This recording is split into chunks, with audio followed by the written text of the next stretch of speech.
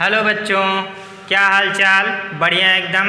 आज हम शुरू करने जा रहे हैं अपना एक नया चैप्टर जो कि है हमारा विद्युत विभव तथा धारिता, इलेक्ट्रिक पोटेंशियल एंड कैपेसिटेंस। इसके पहले वीडियो में, इसके पहले के चैप्टर में हमने पढ़ा है इलेक्ट्रिक चार्ज एंड फील्ड का, जो काफ़ी छोटा सा चैप्टर था। यही कुछ 16-17 लेक्चर का छोटा सा चैप्टर था। सर मोबाइल खींच के मारूंगा, जो उसे छोटा कह दिया। बेटा छोटा चैप्टर नहीं था, बहुत लेंदी था। ठीक है, मोबाइल खींच के मत मारना, तुम्हारा ही मोबाइल टूटेगा। ठीक है, तो उस चैप्टर की बात नहीं करते हैं। उस चैप्टर में हमने क्या क्या सीखा है, बस ये आप लोगों को रिमाइंड कर लेना है अपने दिमाग में। उसमें हमने पढ़ा है electric charge, electric force, Coulomb's law, electric field और गॉस प्रमेय तथा गॉस प्रमेय के अनुप्रयोग, है ना। ये सारी चीज़ें हम लोगों ने पढ़ लिया है। एक जानकारी और बता दें कि अभी तक हमने उसके न्यूमेरिकल्स नहीं किए हैं, तो न्यूमेरिकल्स हम लोग बाद में करते रहेंगे बीच बीच में। आज हम बात करेंगे विद्युत विभव तथा धारिता की। तो सबसे पहले हमें यहाँ टर्मिनोलॉजी समझना है कि ये पोटेंशियल यानी विभव क्या होता है और धारिता क्या होती है। ठीक है, सबसे बड़ी बात इसे शब्दों को समझ लेना है, फिर इसका डेफिनेशन भी हम बताएंगे। तो अभी के लिए विभव क्या होता है? विभव जो होता है वो किसी भी वैद्युत क्षेत्र में विद्युत धारा की दिशा यानी आवेश प्रवाह की दिशा को बताता है। ठीक है, और धारिता क्या होती है? धारण करने की क्षमता, है ना। यानी चार्ज, हम लोग इलेक्ट्रिक चार्ज पढ़ रहे हैं, तो चार्ज को ऑब्जर्व करने यानी धारण करने की क्षमता को ही हम क्या कहते हैं? धारिता। तो ये तो शाब्दिक मीनिंग था। एक बात और आपको समझना है कि जो शाब्दिक अर्थ होता है वो थोड़ा सा डिफरेंस होता है, और जो हमारे डेफिनेशन होते हैं वो बिल्कुल फार्मूले पर बेस्ड होते हैं। तो आज यहाँ पर हम इस लेक्चर में इलेक्ट्रिक पोटेंशियल को डिफाइंड करेंगे, साथ में इलेक्ट्रिक पोटेंशियल डिफरेंस को भी डिफाइंड करेंगे। आई एम श्योर इस तरह की वीडियो आपने शायद ही कभी यूट्यूब पर देखी होगी। ठीक है, तो आज मैं बताऊँगा आप लोगों को। सबसे पहले यहाँ पर हमने देखना है कि विभव क्या होता है। ठीक है, मान लीजिए हमारे पास दो आवेशित गोले हैं, एक ए है और एक क्या है? बी है। ये चार्ज बॉडी है। ठीक है, और अगर हम कह दें कि इस पर हमने 50 कूलाम चार्ज दे दिया है और इस पर हमने क्या कर दिया? 25 कूलाम चार्ज दे दिया, और इसे एक वायर से कनेक्ट कर दिया। ठीक है, एक वायर से कनेक्ट कर दिया, और मैं आपसे प्रश्न पूछूं, बेटा इसमें से चार्ज किस में जाएंगे? ए से बी में जाएंगे या फिर बी से ए में जाएंगे? तो ऑब्वियसली आप कहेंगे कि सर ए से बी में जाएंगे। मैं पूछूंगा क्यों, तो आप बोलोगे सर इसके पास चार्ज ज़्यादा हैं तो इससे उसमें जाने लगेगा। पर ऐसा ज़रूरी नहीं है कि ए से बी में ही जाए या बी से ए में जाए। ये बातें इतनी गहराई से समझ में नहीं आई होंगी अभी आप लोगों को, क्योंकि जो चार्ज होते हैं वो दिखते नहीं हैं। हमने आप लोगों को बताया है कि जब भी आप इलेक्ट्रिक का चैप्टर पढ़ें तो थोड़ा सा इमेजिनेशन कैपेसिटी को आप अपनी बढ़ा लीजिए, थोड़ा इमेजिन करने की कोशिश कीजिए कि इस तरह से चार्ज यहाँ से निकल कर इसमें धीमे धीमे से आ रहा होगा। ठीक है, चलिए मैं आपको विजुअल एग्जांपल देता हूँ। फर्ज करो, मान लीजिए हमारे पास यहाँ पर एक टिन है, कोई बर्तन है जो इस आकृति का है, और इसे मैं ए मान ले रहा हूँ, और इसमें हमने यहाँ तक कुछ लिक्विड भरा हुआ है। कोई भी लिक्विड हो सकता है, सपोज हम वाटर मान सकते हैं। ठीक है, इसमें मान लीजिए यहाँ तक वाटर भरा हुआ है। ठीक, और यहाँ पर हम एक और बर्तन ले रहे हैं। ठीक है, और मान लीजिए कि ये 85 ही लीटर का लिक्विड है, और इसमें हमने 25 लीटर का कोई भी लिक्विड डाल दिया है। ठीक है, वाटर, बट इसमें लेवल जो है इसका यहाँ तक है। ठीक है, अच्छा, इसमें लेवल क्यों ज़्यादा है? क्योंकि ये बर्तन छोटा है, ठीक है, बर्तन क्या है? छोटा है। अब मैं बोलूँ कि इसे हम एक पाइप से कनेक्ट कर दें, एक पाइप से क्या कर दें? कनेक्ट कर दें, और मैं पूछूं कि बेटा लिक्विड किधर से किधर की ओर फ्लो होगा, यानी जो पानी है वो बी से ए में आएगा कि ए से बी में जाएगा। अब आप बोलोगे कि सर बी से ए में जाएगा। क्यों बोलोगे? कि सर इसमें लेवल क्या है? हाई है, ठीक है, क्या है? हाई है। तो ठीक इसी तरह से जिस तरह से द्रव जो होता है उच्च तल से निम्न तल की ओर बहता है, ठीक इसी तरह से विभव भी उच्च विभव से निम्न विभव की ओर प्रवाहित होता है। और इससे ये पता चलता है कि वैद्युत आवेश की दिशा क्या है। जिसमें वोल्टेज ज़्यादा होगा, ठीक है, विभव जिसमें ज़्यादा होगा उधर से ही क्या होगा? चार्ज जो होगा वो निम्न विभव वाले चार्ज की ओर बहेगा। ठीक है डियर स्टूडेंट, इतनी बातें आप लोगों को मे भी समझ में आ गई होंगी, ठीक है। तो यदि आप ये समझ लिए हैं तो इसका ये तो था इसका मीनिंग, ठीक है, कि विभव क्या होता है। एक लाइन में आप चाहें तो यहाँ पर इसे अपने शब्दों में एक्सप्लेन कर सकते हैं कि विभव क्या होता है, विभव का डेफिनेशन लिख सकते हैं, ये इसका शाब्दिक अर्थ लिख सकते हैं, ठीक है। डेफिनेशन में थोड़ा सा अलग है, उसे आगे बताऊंगा। यहाँ पर लिखना विभव का शाब्दिक अर्थ क्या है कि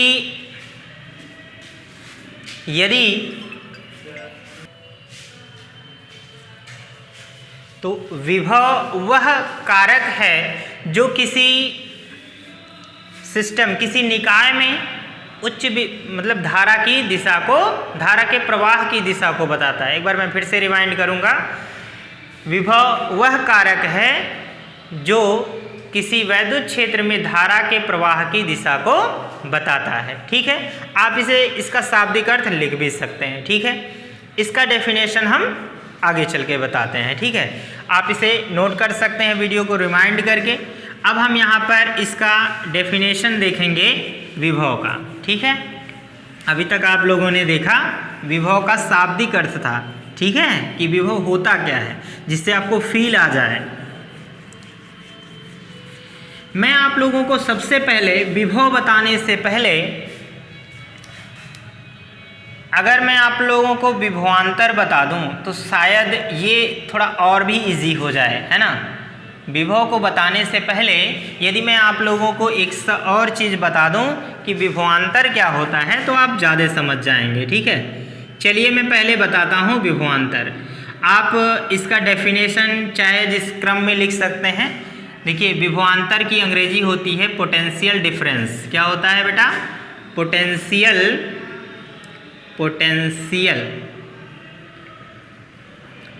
डिफरेंस।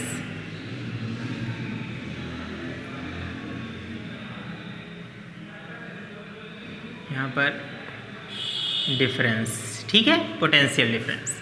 देखो सबसे पहले हमें समझना होगा, जैसे कि आप लोगों ने चार्ज देखा होगा ना, चार्ज मान लीजिए एक पॉइंट चार्ज है हमारे पास, यहाँ पर एक पॉइंट चार्ज है।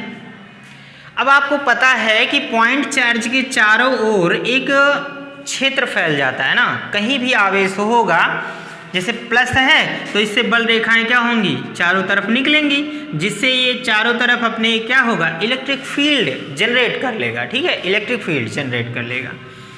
अब मान लेते हैं कि यहाँ से यहाँ तक चार्ज इसका इलेक्ट्रिक फील्ड फैला हुआ है। अब यदि इस इलेक्ट्रिक फील्ड के भीतर, इस इलेक्ट्रिक फील्ड के भीतर कोई बिंदु है, यहाँ पर इस इलेक्ट्रिक फील्ड के भीतर सपोज मान लीजिए ये बी बिंदु है और बी बिंदु से हम क्या कर रहे हैं? ए बिंदु पर, यहाँ पर एक और पॉइंट है, ये मान लीजिए ए पॉइंट है और ये बी पॉइंट है।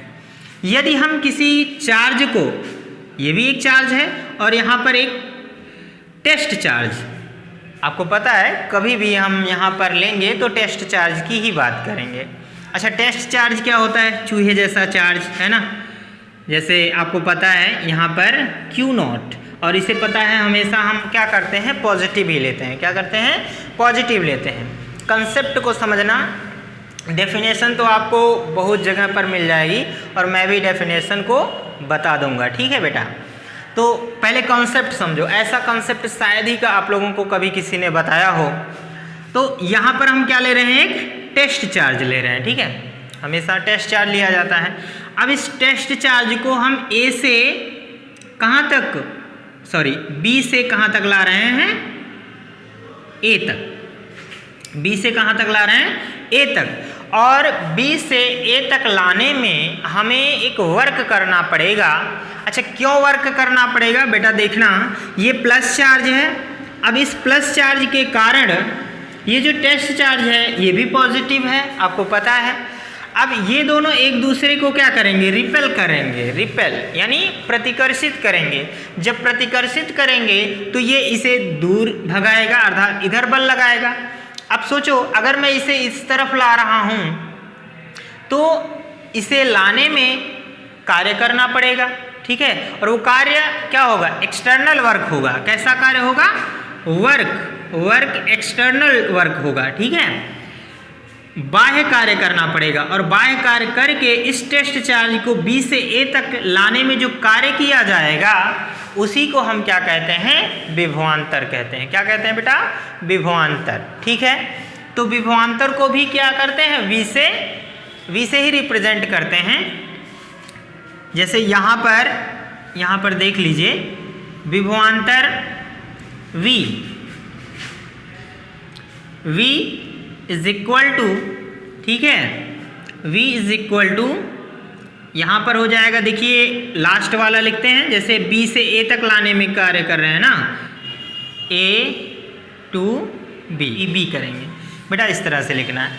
देखो हमेशा लास्ट वाला, ठीक है, बाद में कहाँ पर ला रहे हैं, A पर ला रहे हैं, ठीक है, तो A वाला ज़्यादा होगा और इस पर वर्क विभव क्या होगा, कम होगा। इस तरफ ला रहे हैं तो क्या करें, लास्ट वाले से ही यानी फाइनल वाले से ही घटाया जाएगा। तो VA माइनस क्या होगा, VB।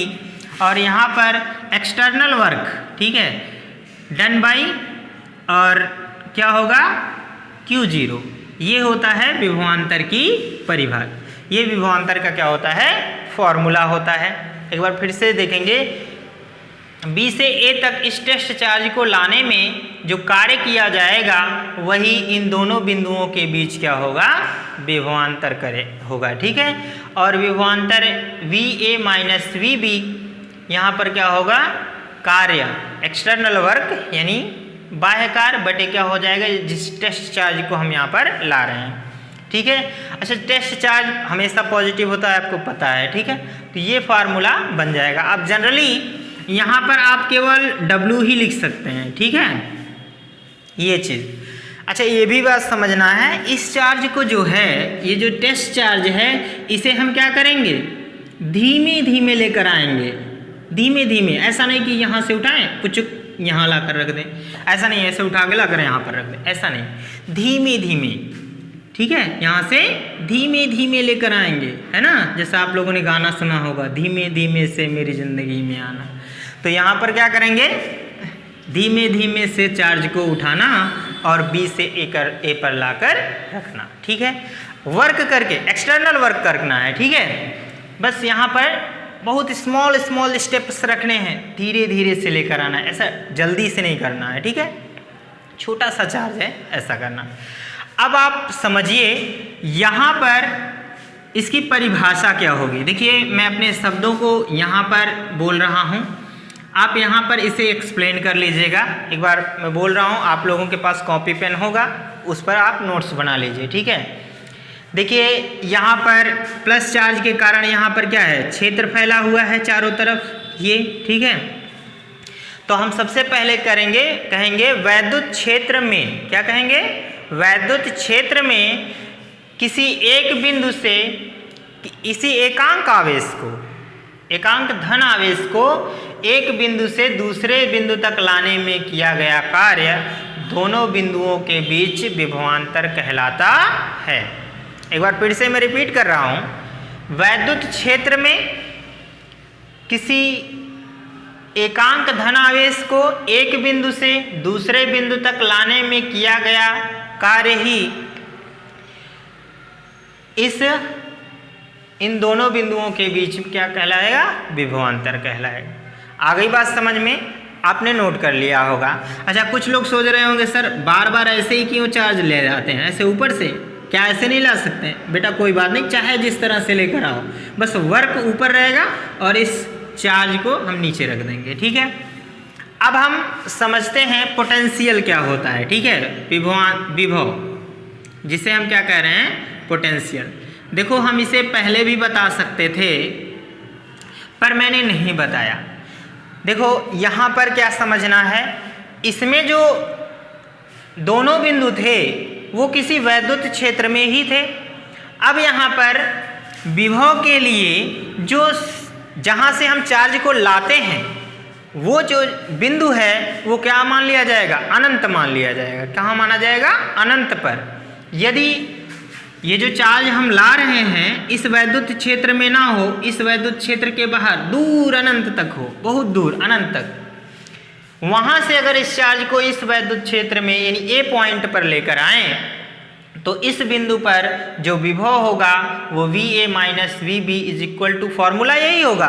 बट अनंत से जब लेकर आते हैं तो अनंत में जो विभवांतर होता है अनंत पॉइंट यानी इन्फिनिटी पॉइंट पर, वहाँ पर इसे क्या मान लिया जाता है? जीरो कंसीडर किया जाता है। इसलिए आपका फार्मूला जो बनेगा ए बिंदु पर VA माइनस क्या बन जाएगा? W एक्सटर्नल वर्क और अपान क्या हो जाएगा? Q0। समझते हैं यहाँ पर। अब देखिए यहाँ पर यदि ये चार्ज है, ये इसका एरिया है और यहाँ पर हमें विभव की गणना करनी है। सपोज ए पॉइंट है, अभी यहाँ पर ए पॉइंट डिफाइन नहीं करना। अब आपको ये चीज़ मान लेना है कि मान लीजिए ये अनंत पॉइंट है, ये मान लीजिए ए पॉइंट है और ये क्या है? बी पॉइंट है। और ये जो बी पॉइंट है वो कहाँ पर है? इन्फिनिटी पर है। कहाँ पर है? इन्फिनिटी पर है। तो यहाँ से अगर इस प्लस Q0 चार्ज को हम यहाँ तक ले आएंगे तो जो वर्क करना पड़ेगा इस वैद्युत क्षेत्र के इस बिंदु पर विभव कहलाएगा। हालांकि मैं बता दूं आप लोगों को, पोटेंशियल जैसी कोई चीज़ डिफाइंड नहीं है, किसी चीज़ को देखा नहीं गया है, बस ये इमेजिन किया गया है, इमेजिनेशन पर बेस्ड है और सारे फिजिसिस्ट पढ़ाते हैं इसी चीज़ को और यही कॉन्सेप्ट है, इसलिए मैं भी पढ़ा दे रहा हूँ ऐसे ही। ठीक है, बट मैं थोड़ा आप लोगों को फील करवाना चाहता हूँ इस चीज़ को। ठीक है, तो हम कहाँ से ला रहे हैं? इन्फिनिटी से ला रहे हैं ए पॉइंट पर, तो ये इस बिंदु पर क्या कहलाएगा? विभव कहलाएगा। अब यहाँ पर इसकी जो परिभाषा होगी अभी मैं बोल दूंगा, आप यहाँ पर इसे नोट कर लीजिएगा। ठीक है, तो सबसे पहले यहाँ पर अनंत से एकांक धन आवेश को ध्यान रखिएगा, अनंत से एकांक धन आवेश को वैद्युत क्षेत्र में किसी बिंदु पर तक लाने में किया गया कार्य उस बिंदु पर विभव कहलाता है, वैद्युत विभव कहलाता है, ऐसा लिख लेंगे। ठीक है, अब देखिए अनंत पर जो विभव होता है इन्फिनिटी बी पॉइंट पर, infinity VB is equal to क्या है? इस पर इनफाइनाइट पर VB इज इक्वल टू क्या माना जाता है? जीरो कंसीडर किया जाता है। तब यहाँ पर जो फार्मूला बनेगा वो VA माइनस आप जानते हैं विभवांतर के लिए VB is equal to work external upon क्या हो जाएगा? Q0। ठीक, अब हम कहते हैं VB की वैल्यू 0 रख दें तो VA minus 0 is equal to work external upon क्या हो जाएगा? Q0। ठीक है, अब 0 अगर घटा लें तो ये आ जाएगा आपका केवल VA at a point A। अच्छा, यहाँ पर अगर कोई पॉइंट A का नाम ना लें तो हम A को नहीं भी लिखेंगे, A केवल रिप्रेजेंट करने के लिए लिखा गया है। अब ये बाह्य कार्य करना है, आप समझ गए होंगे, तो यहाँ पर अब मैं केवल अगर W लिख दूँ तो ये फॉर्मूला इस तरह से भी हो जाएगा।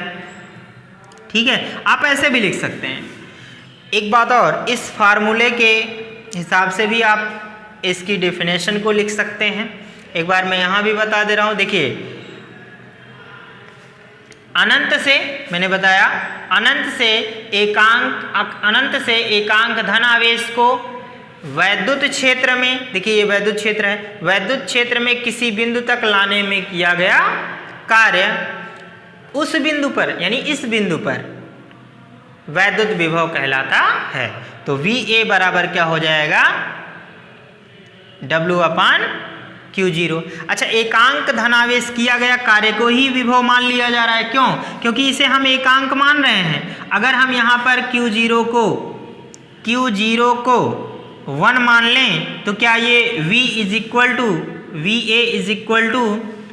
W नहीं हो जाएगा? यानी जो वर्क होगा यही आपका क्या हो जाएगा, विभव के बराबर हो जाएगा, जब ये Q0 क्या होगा, एकांक धनावेश होगा। ठीक है, समझ गए बेटा? अच्छी तरह से समझ में आ गया होगा। अच्छा, एक बात और समझ लेनी है, इसका जो मात्रक होगा वो क्या होगा। ठीक है, आपको पता है कि ये कार्य का मात्रक जो होता है वो जूल होता है। क्या होता है? जूल। और यहाँ पर क्या है? आवेश। आवेश का मात्रक कूलाम होता है। तो जूल पर क्या हो जाएगा? कूलाम हो जाएगा। ठीक है, कूलाम हो जाएगा। ठीक है, जूल पर कूलाम। समझ गए? अच्छा, ये भी एक स्केलर क्वांटिटी है। क्या है? स्केलर। स्केलर का मतलब क्या है? अदिश। ये क्या है? अदिश राशि है। लेक्चर समझ में इतना आ गया हो तो हम अगले पॉइंट पर बढ़ेंगे। यदि आपको कोई डाउट्स रह जाए तो कमेंट सेक्शन में लिखना।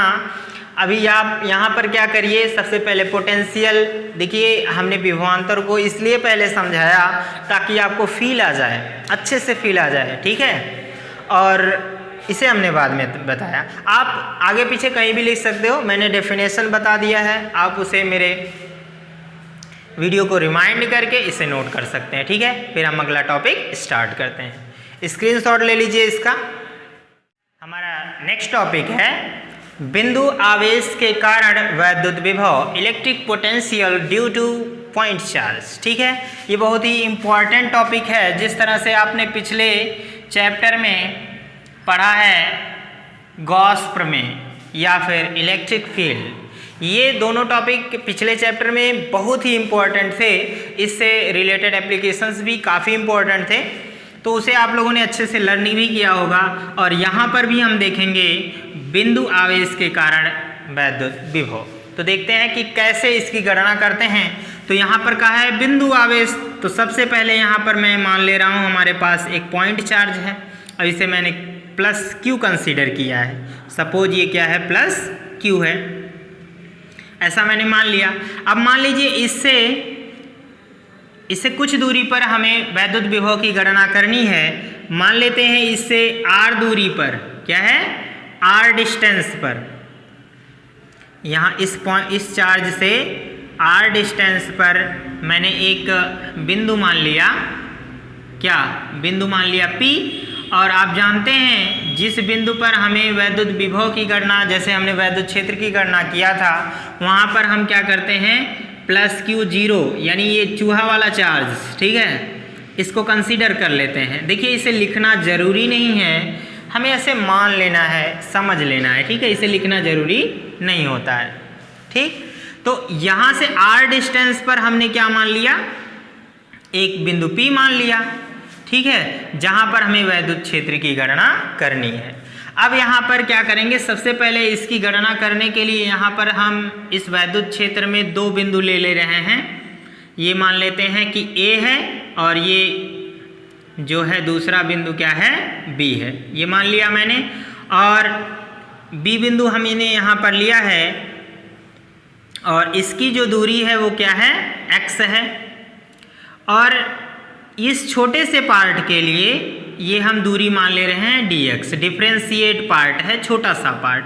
अच्छा, इसमें दिख रहा है आपको बड़ा सा, पर इतना बड़ा नहीं है, बहुत थोड़ी सी जगह है। ठीक है, उस पर हमने कर लिया। तो ये तो आप समझ गए होंगे।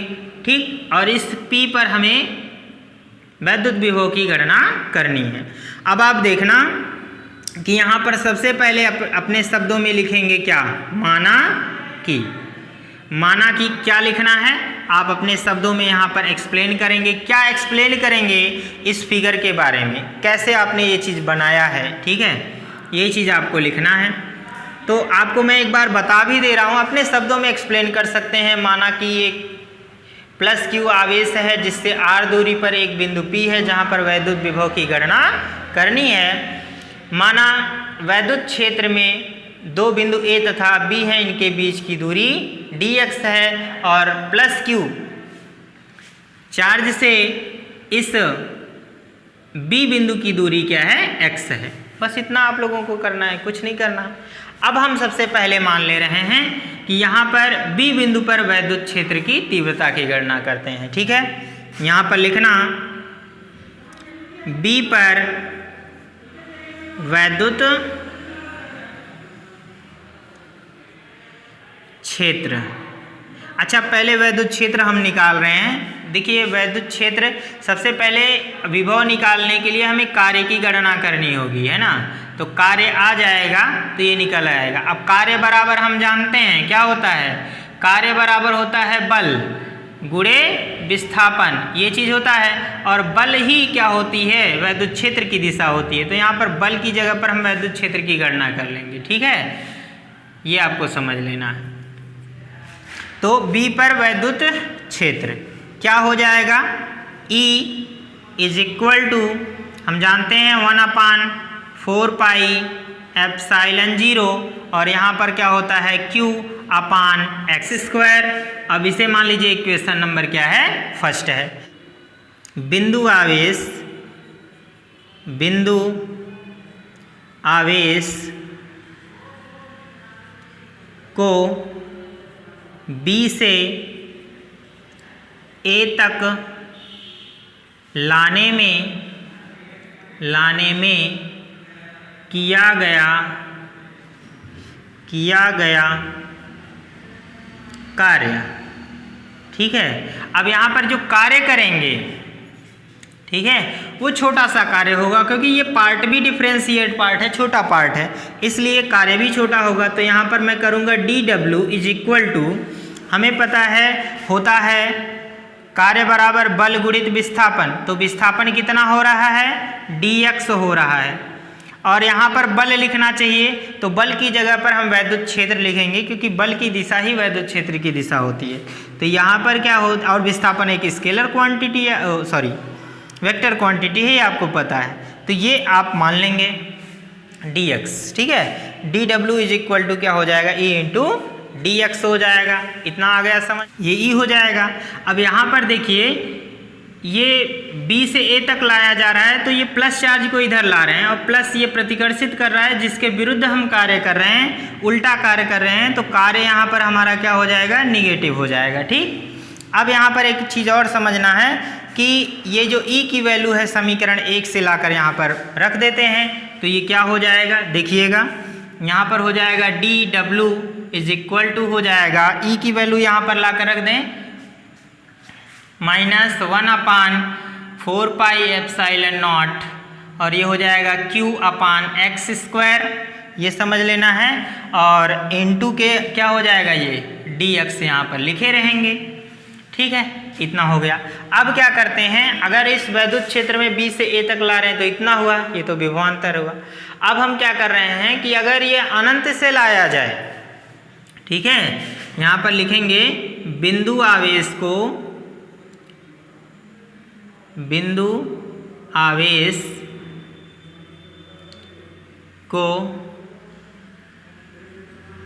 अनंत से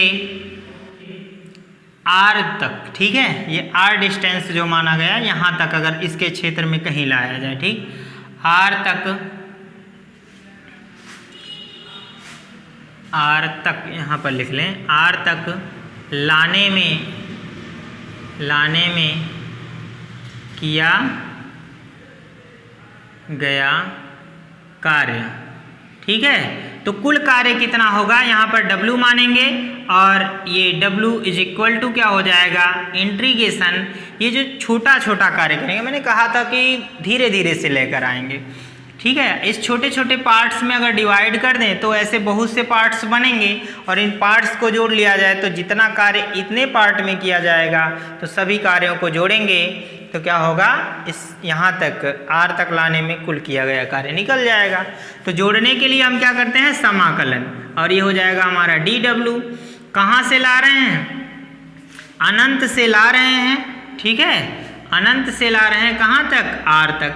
तो ये लोअर लिमिट हो जाएगी और ये हमारी क्या हो जाएगी, अपर लिमिट। ठीक है, इतना समझ गए। अब देखो क्या करना है, ये dW का जो वैल्यू है यहाँ पर लाकर रख देते हैं, तो हो जाएगा इंटीग्रेशन देखिए ये थोड़ा सा आप लोगों के लिए डिफ़िकल्ट हो जाएगा, जितने भी बायो के स्टूडेंट्स हैं उन्हें इसे समझने में थोड़ी सी प्रॉब्लम होगी, क्योंकि वो मैथ से नहीं पढ़े हैं। फिर भी मैं समझाने की पूरी कोशिश करूँगा। यदि ना समझ में आए तो कमेंट सेक्शन में लिखना, मैं इसके लिए आप लोगों को इंटीग्रेशन और डिफरेंशिएशन के लिए अलग से वीडियो बना दूंगा, ठीक है। फिर भी मैं पूरी कोशिश करूंगा कि आपको अच्छे से समझ में आ जाए। फिर ये हो जाएगा इंटीग्रेशन इन्फिनिटी टू r, और डी डब्ल्यू की वैल्यू यहाँ पर मैं ला कर रख दूँ तो ये हो जाएगा -1/4πε0, और ये हमारा हो जाएगा q/x², और ये हो जाएगा dx। देखिए ये सारे पार्ट्स जो हैं, देखिए dx के रिस्पेक्ट में कर रहे हैं, तो ये जो x है, ये जो दूरी है डिफरेंशियल, यही क्या है, वेरिएबल है, चेंज हो रही है। तो इसी का हम क्या करेंगे, इंटीग्रेशन करेंगे। बाकी सब कांस्टेंट वैल्यू है, इन्हें हम क्या करेंगे, आगे कर लेंगे। कांस्टेंट का मतलब क्या होता है, ठीक है, नियतांक है, तो जो नियतांक होते हैं, कांस्टेंट होते हैं, उनका समाकलन अवकलन नहीं किया जाता है, इन्हें हम बाहर कर लेंगे।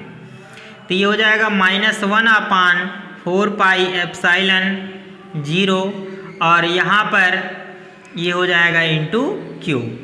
अब ये हो जाएगा इंटीग्रेशन यहाँ पर, अब ये हो जाएगा r। अब देखो बेटा, यहाँ पर जो x² है ना, नीचे है, अगर मैं इसे ऊपर ले जाऊँ तो इसकी घात क्या होगी, चेंज हो जाएगी। चेंज मतलब इसके घात का जो सिंबल होगा चेंज हो जाएगा। x² यहाँ नीचे है प्लस में, ऊपर जाएगा तो क्या हो जाएगा, माइनस में हो जाएगा। आ गई बात समझ में। अब इसके लिए सबसे पहले हम यहाँ पर एक सूत्र लिखेंगे। एक सूत्र होता है कि integration x⁴n dx is equal to, formula होता है x⁴n+1, ठीक है, n+1 होता है n+1, ये होता है। आप इतना समझ लीजिए, ये फार्मूला x की घात में जो होगा उसमें एक जुड़ जाएगा, और जो जुड़ी हुई घात आ रही है उसी को हम नीचे भी लिख लेंगे, ठीक है, यही करना है। अब आप सोचिए कि अगर इस पार्ट्स को मैं ले लूँ तो यहाँ पर देखिए क्या हो जाएगा, ये w इज इक्वल टू, यहाँ पर ये हो जाएगा -1/4πε0, और इंटू क्या हो जाएगा q। और अब देखिएगा x², इसका कर रहे हैं लेकिन स्क्वायर नहीं है, यहाँ पर इसको बड़े कोष्ठक में लिखेंगे। x के पावर क्या है, -2 है। अब इस घात में मैं एक जोड़ दूंगा, और जो घात यहाँ पर आई है देखिए इस तरह से, वही चीज़ नीचे भी लिख लेंगे। तो -2 प्लस क्या हो जाएगा 1, और ये चीज़ लिख लेंगे, और साथ में इसकी लोअर और अपर लिमिट को लगा देंगे। अपर लिमिट हो जाएगी r, और लोअर लिमिट क्या हो जाएगी, इन्फिनिटी। फिर एक बार और इसे सॉल्व कर लें हम, तो ये हो जाएगा, देखिएगा -1/4πε0, और ये हो जाएगा इंटू क्यू। और यहाँ पर देखेंगे हम, ये जो घात घटेगी तो ये हो जाएगा x⁻⁻1 आएगा, और ये -1 नीचे आ जाएगा, ठीक है। इसको हम ऐसे लिख सकते हैं -1/x। क्यों लिख दिया गया ऐसा, देखो x⁻⁻1 ऊपर था, ठीक है। अब जब -1 ऊपर है, नीचे करेंगे तो घात प्लस में हो जाएगी, है ना। देखो इसको थोड़ा सा मैं इसे यहाँ पर सॉल्व कर दे रहा हूँ। यदि आपको ना समझ में आए तो इसे मैं पुनः से सॉल्व कर दूँ। ऐसे लिखना, x के पावर आ जाएगा -1, और नीचे हो जाएगा -1, और ये हो जाएगा इन्फिनिटी टू r। अब ये माइनस बाहर आ जाएगा, तो यहाँ पर हो जाएगा 1/4πε0, और इंटू हो जाएगा q। और अब ये अगर पलटेंगे इसे, x⁻⁻1 है, इसे पलट दें तो इस तरह से आ जाएगा 1/x आ जाएगा, पॉजिटिव हो जाएगा, ठीक है। और इन्फिनिटी टू क्या हो जाएगा r। अब आप देखो, पहले अपर लिमिट रखते हैं फिर लोअर लिमिट रखते हैं माइनस करके ना। तो यहाँ पर हो जाएगा वर्क इज इक्वल टू 1/, ऐसे अभी इसको ना लिखें, 1/4πε0 इंटू हो जाएगा q। और यहाँ पर 1/, पहले अपर लिमिट x की जगह पर रखा मैंने, r हो गया -1/x की जगह पर लोअर लिमिट इन्फिनिटी, और ये हो जाएगा आपका 0, तो 1/r हो गया। अब यहाँ पर वर्क कितना आ जाएगा, 1/4πε0, ठीक है। और ये हो जाएगा Q का यहाँ पर मल्टीप्लाई कर दें, Q अपान क्या हो जाएगा R। तो विभव, अब देखिए ये कार्य है, अब एकांक आवेश को जब लाते हैं तो विभव कार्य के बराबर होता है, ये हमने पहले भी बता दिया है। तो यहाँ पर इस कार्य को मैं क्या लिख सकता हूँ, विभव V is equal to 1/4 pi epsilon 0 और Q अपान क्या हो जाएगा R। ध्यान रखना वैद्युत क्षेत्र के लिए यहाँ पर R स्क्वायर होता है और यहाँ पर ये R ही है, ध्यान रखना आप लोग, ठीक है। और विभव के लिए यहाँ पर सिंगल R होता है, ये सबको समझना है। अच्छा, ये जो हमने डेरिवेशन किया है ये वायु या निर्वात के लिए है। यदि कोई परावैद्युत माध्यम हो, मान लीजिए परावैद्युतांक K है, तो हम एप्सिलॉन में क्या करेंगे, K का मल्टीप्लाई भी कर देंगे, तब फार्मूला इस तरह से भी आ जाएगा 1/4 पाई एप्सिलॉन 0 इंटू K जो भी परावैद्युतांक होगा और Q अपान क्या हो जाएगा R। इस तरह से ये फार्मूला बन जाएगा। तो डियर स्टूडेंट, आज के वीडियो में हमने इलेक्ट्रिक पोटेंशियल डिफरेंस ये कवर किया है और साथ में बिंदु आवेश के कारण विद्युत विभव की भी एक गणना की है हमने, ठीक है। उम्मीद है कि ये आपको डेरिवेशन अच्छे से समझ में आ गया होगा। पूरा फेयर नोट्स है, बस आपको अपने शब्दों में यहाँ पर एक्सप्लेन कर लेना है, ठीक है। पहले पार्ट्स को हम विभव जब पढ़ लेंगे, इसके बाद हम यहाँ पर मस्त सा एक अच्छा सा खूबसूरत सा डिवाइस बनाएंगे जिसका नाम है कैपेसिटर, और जिसे आप समझते हैं संधारित्र का नाम आप लोगों ने बुक्स में पढ़ा होगा। और इसे भी मैं पढ़ाऊँगा ऐसे ही स्ट्रेटजी से, और आपको काफ़ी फील आएगा। आपके घरों में ही ये आपका संधारित्र होता है और उसे मैं इतनी अच्छे से एक्सप्लेन करूँगा, शायद आप लोगों ने कभी ऐसी वीडियो नहीं देखी होगी, ठीक है। तो मिलते हैं अगली क्लास में, तब तक के लिए goodbye. Thanks for watching this video.